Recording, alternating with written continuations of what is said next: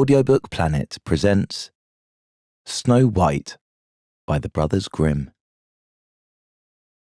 Once upon a time, in the middle of winter, when the flakes of snow were falling like feathers from the clouds, a queen sat at her palace window, which had an ebony black frame, stitching her husband's shirts. While she was thus engaged and looking out at the snow, she pricked her finger, and 3 drops of blood fell upon the snow.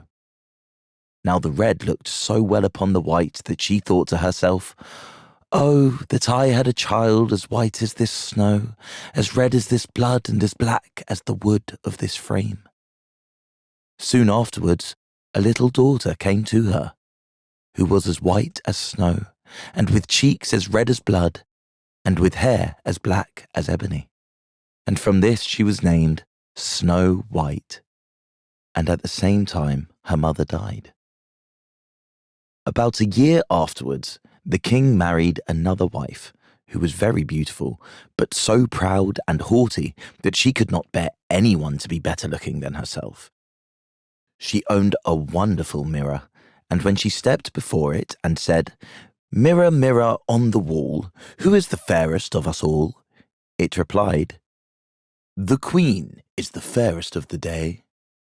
Then she was pleased, for she knew that the mirror spoke truly. Little Snow White, however, grew up and became prettier and prettier, and when she was 7 years old, she was as fair as the noonday, and more beautiful than the queen herself. When the queen now asks her mirror, "Mirror, mirror on the wall, who is the fairest of us all?" it replied, "The queen was fairest yesterday. Snow White is the fairest now, they say." This answer so angered the queen that she became quite yellow with envy. From that hour, whenever she saw Snow White, her heart was hardened against her, and she hated the little girl.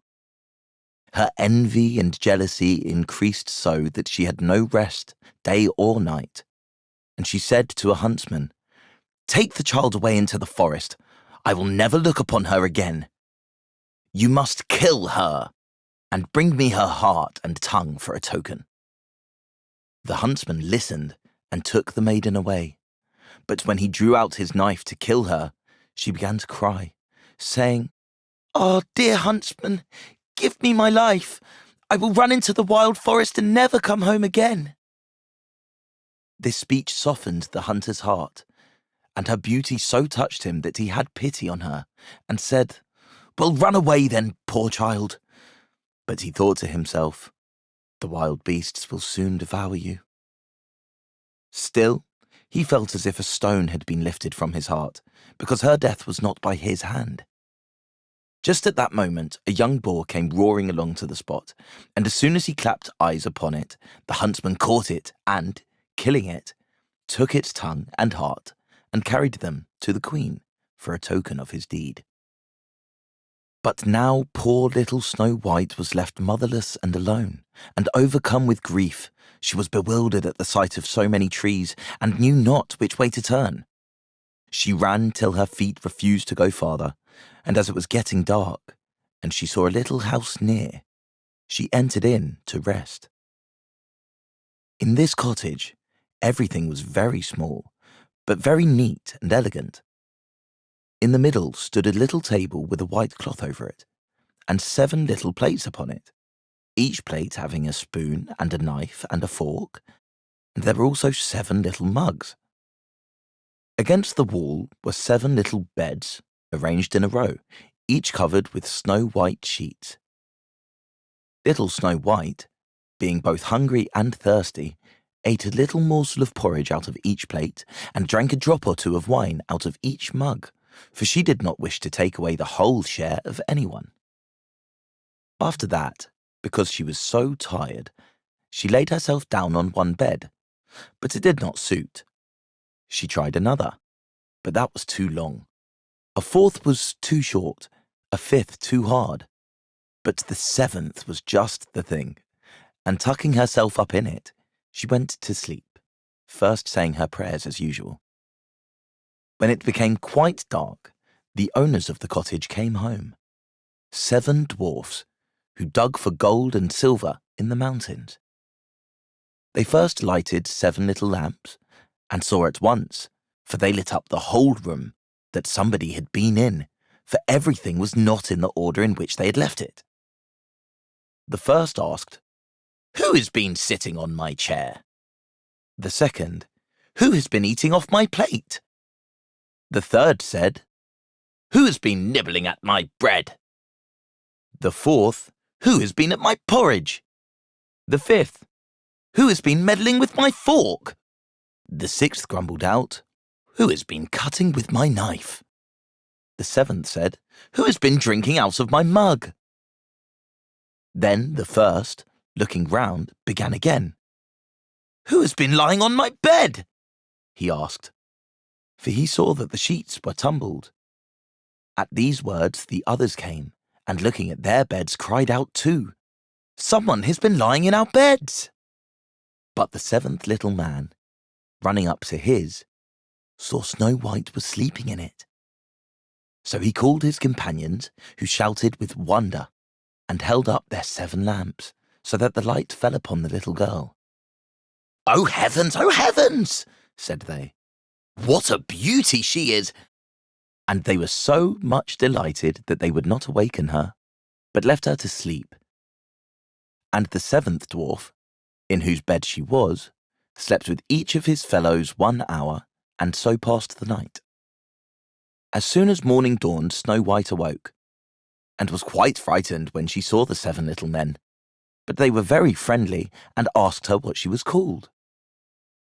"My name is Snow White," was her reply. "Why have you come into our cottage?" they asked. Then she told them how her stepmother would have had her killed, but the huntsman had spared her life, and how she had wandered about the whole day until at last she had found their house. When her tale was finished, the dwarfs said, "Will you look after our household? Be our cook, make the beds, wash, sew, and knit for us, and keep everything in neat order? If so, we will keep you here, and you shall want for nothing." And Snow White answered, "Yes, with all my heart and will." And so she remained with them, and kept their house in order. In the morning the dwarfs went into the mountains and searched for silver and gold, and in the evening they came home and found their meals ready for them. During the day the maiden was left alone, and therefore the good dwarfs warned her and said, "Be careful of your stepmother, who will soon know of your being here, so let nobody enter the cottage." The queen, meanwhile, supposing that she had eaten the heart and tongue of her stepdaughter, believed that she was now above all the most beautiful woman in the world. One day she stepped before her mirror and said, "Mirror, mirror on the wall, who is the fairest of us all?" And it replied, "The queen was fairest yesterday. Snow White is fairest now, they say. The dwarfs protect her from thy sway, amid the forest, far away." This reply surprised her, but she knew that the mirror spoke the truth. She knew, therefore, that the huntsman had deceived her, and that Snow White was still alive. So she dyed her face and clothed herself as a peddler woman, so that no one could recognize her. And in this disguise she went over the 7 hills to the house of the 7 dwarfs. She knocked at the door of the hut and called out, "Fine goods for sale, beautiful goods for sale." Snow White peeped out of the window and said, "Good day, my good woman. What have you to sell?" "Fine goods, beautiful goods," she replied, "stays of all colours." And she held up a pair which were made of many-coloured silks. "I may let in this honest woman," thought Snow White, and she unbolted the door and bargained for 1 pair of stays. "You can't think, my dear, how they become you," exclaimed the old woman. "Come, let me lace them up for you." Snow White suspected nothing, and let her do as she wished. But the old woman laced her up so quickly and so tightly that all her breath went, and she fell down like one dead. Now, thought the old woman to herself, hastening away, now am I once more the most beautiful of all.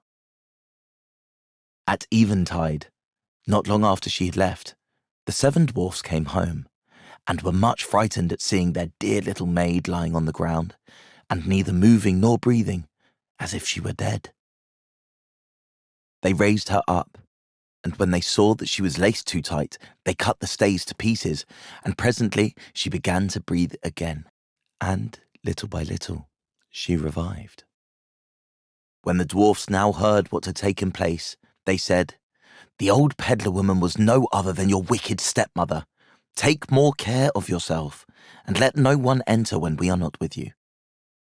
Meanwhile, the queen had reached home, and, going before her mirror, she repeated her usual words. "Mirror, mirror on the wall, who is the fairest of us all?" And it replied as before. The queen was fairest yesterday. Snow White is fairest now, they say. The dwarfs protect her from thy sway, amid the forest far away. As soon as it had finished, all her blood rushed to her heart, for she was so angry to hear that Snow White was yet living. "But now," she thought to herself, "will I make something which shall destroy her completely." Thus saying, she made a poisoned comb by arts which she understood, and then, disguising herself, she took the form of an old widow. She went over the 7 hills to the house of the 7 dwarfs. Knocking at the door, called out, "Good wares to sell today." Snow White peeped out and said, "You must go farther, for I dare not let you in." "But still you may look," said the old woman, drawing out her poisoned comb and holding it up. The sight of this pleased the maiden so much that she allowed herself to be persuaded, and opened the door. As soon as she had bought something, the old woman said, "Now, let me for once comb your hair properly." And Snow White consented. But scarcely was the comb drawn through the hair when the poison began to work, and the maiden fell down senseless. "You pattern of beauty," cried the wicked queen, "it is now all over with you." And so saying, she departed. Fortunately, evening soon came, and the 7 dwarfs returned.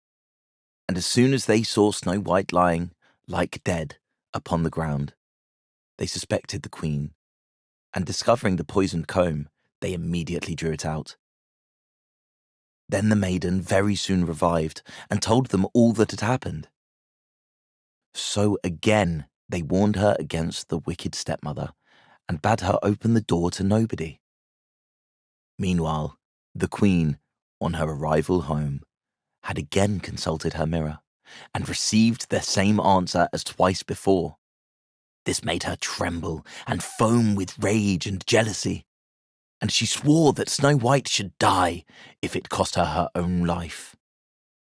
Thereupon she went into an inner secret chamber where no one could enter, and made an apple of the most deep and subtle poison. Outwardly, it looked nice enough, and had rosy cheeks which would make the mouth of everyone who looked at it water. But whoever ate the smallest piece of it would surely die. As soon as the apple was ready, the queen again dyed her face, and clothed herself like a peasant's wife, and then over the 7 mountains to the house of the 7 dwarfs she made her way. She knocked at the door, and Snow White stretched out her head and said, "I dare not let anyone enter. The 7 dwarfs have forbidden me." "That is hard on me," said the old woman, "for I must take back my apples, but there is one which I will give you." "No," answered Snow White. "No, I dare not take it." "What? Are you afraid of it?" cried the old woman. "There, see, I will cut the apple in halves. Do you eat the red cheeks, and I will eat the core?" The apple was so artfully made that the red cheeks alone were poisoned. Snow White very much wished for the beautiful apple, and when she saw the woman eating the core, she could no longer resist, but, stretching out her hand, took the poisoned part. Scarcely had she placed a piece in her mouth when she fell down, dead upon the ground.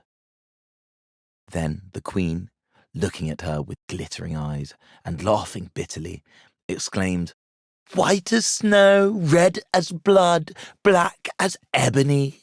This time the dwarfs cannot reawaken you." When she reached home and consulted her mirror, "Mirror, mirror on the wall, who is the fairest of us all?" it answered, "The queen is fairest of the day." Then her envious heart was at rest, as peacefully as an envious heart can rest. When the little dwarves returned home in the evening, they found Snow White lying on the ground, and there appeared to be no life in her body. She seemed to be quite dead. They raised her up and tried if they could find anything poisonous. They unlaced her and even uncombed her hair, and washed her with water and with wine. But nothing availed. The dear child was really and truly dead. Then they laid her upon a bier, and all 7 placed themselves around it, and wept for 3 days without ceasing. Then they prepared to bury her. But she looked still fresh and lifelike, and even her red cheeks had not deserted her. So they said to one another, "We cannot bury her in the black ground." Then they ordered a case to be made of glass. In this they could see the body on all sides, and the dwarfs wrote her name with golden letters upon the glass, saying that she was a king's daughter. Now they placed the glass case upon the ledge on a rock, and one of them always remained by it, watching. Even the birds bewailed the loss of Snow White. First came an owl, then a raven, and last of all a dove. For a long time Snow White lay peacefully in her case, and changed not, but looked as if she were only asleep, for she was still white as snow, red as blood, and black-haired as ebony. By and by it happened that a king's son was travelling in the forest, and came to the dwarf's house to pass the night. He soon saw the glass case upon the rock, and the beautiful maiden lying within, and he read also the golden inscription. When he had examined it, he said to the dwarfs, "Let me have this case, and I will pay what you like for it."